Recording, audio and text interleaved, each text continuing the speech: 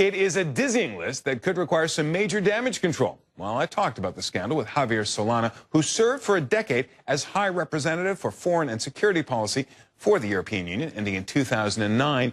And we talked, first of all, about what, in fact, the European leaders are planning going forward. Well, the debate that took place last night and a little bit this morning.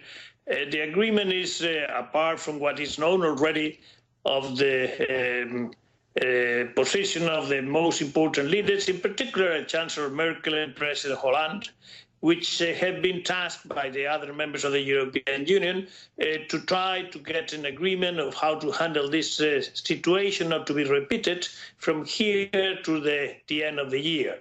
Between the United States and the European Union, we have a lot of things to do together. We are in the midst of a negotiation, a very important trade agreement, and the atmosphere has to be cleaned up. People do not understand how things can go that far as to be spying on the direct mobile phone of a leader of an allied country. And this is something that requires an explanation. It requires to clean up the atmosphere to continue negotiating on the trade agreement.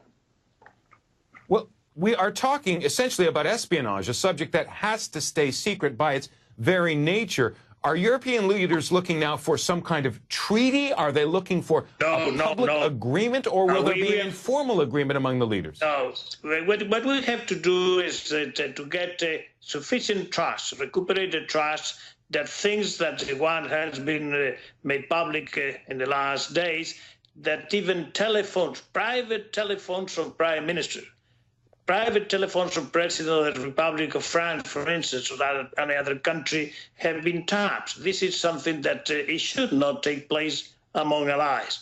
You were the High Representative of the European Union for Foreign and Security Policy. Did it ever occur to you that your own phones, your phone conversations were being bugged, whether by the United States or by Russia or by the Chinese or by anyone else for that matter?